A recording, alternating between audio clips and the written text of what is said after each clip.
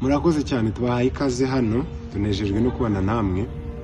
Nitwa Sadiki Joramu, ndi umugabo ndubatse, mfite umugore n'umwana umwe.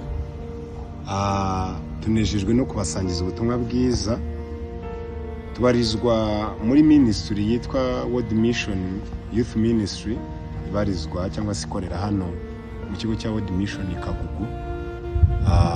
Tujya tugira amateraniro cyangwa se duhura ku cyumweru mu masaha guhera saa 7 kugera saa 10, tukaganira ku ijambo ry'Imana kuri topic runaka, tukumva byinshi, tugasobanukirwa byinshi bijyanye no kuri iryo jambo ry'Imana.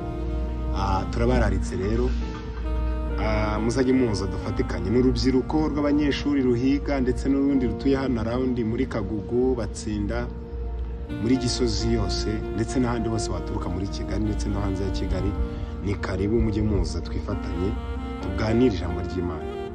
Rero uyu munsi mu cyumweru gishize twagariye ku ijambo cyangwa se kuri topic y'ijambo twari turiho, twagariyeho ibyumweru bigera nko kuri 3. Iki nicyo cyari cyanyuma twashyizeho conclusion ku ijambo rivuga ngo kwizera kunesha ubwoba.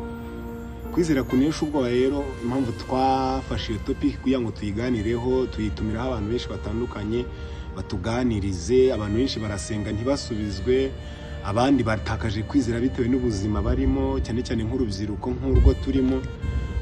Batekereza uko ejo bizaba bimeze, bagahangayika, bamwe bakiyahura, abandi bakiyahuza ibiyobyabwenge, abandi bakajya mu ngeso zitari nziza, abandi bakareka kuba abakristo bitewe n'uko batakaje icyo kintu bita kwizera.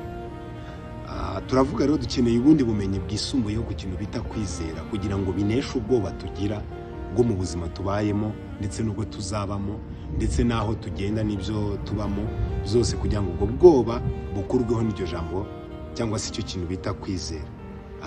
Abantu rero uwa mbere yaje dusobanura kwizera icyo ari cyo, turakimenya, tumenya imbaraga zo kwizera, tumenya ibyanditswe bimwe nk'icyanditse muri Timoteyo wa 2 umurongo wa 1 kugera kuri 7, umurongo wa 1 igice cya 1 umurongo wa 7, ndetse no muri Yesaya 41 umurongo wa 10. Hanyuma twibaza n'ikibazo kivuga ngo mbese ni gute twizera kwasimbura ubwoba mu buzima bwa buri munsi tubayemo. Buri muntu wese nawe uri kutureba udukurikiye wakibaza ni gute uzabaho, ni gute ukwiye kubaho kwizera kuri muri wowe kukanesha ubwoba bwose bubaho muri wowe. Ndabasuje mu izina rya Yesu Kristo. Nitwa Sione Habiyaremye, mbarizwa muri Youth Ministry. Nk'uko mwabonye gahunda ziba muri Youth Ministry, hari indi gahunda tugiye yo gusoma umusomyi ari wo w'uyu nguyu. Ndifuza ko nawe twajya dufatikanya kuwusoma, kuko n'abakristo tugomba kumenya ijambo ry'Imana tukaryiga ndetse tukarimenya. Reka mbereke ukuntu tuwukoresha kugira ngo bibasobanurire namwe mujye muwukoresha. Murakoze. Urabona nka hano ni kuwa 3, haba hariho umunsi baguha, tuwukoresha mu gihe cy'umwaka cyose. Baguha umunsi, ukwezi, bagahita bakwerekana ugomba gusoma. Hari Matayo ibice 3 umurongo wa 1 kugeza ku wa 17.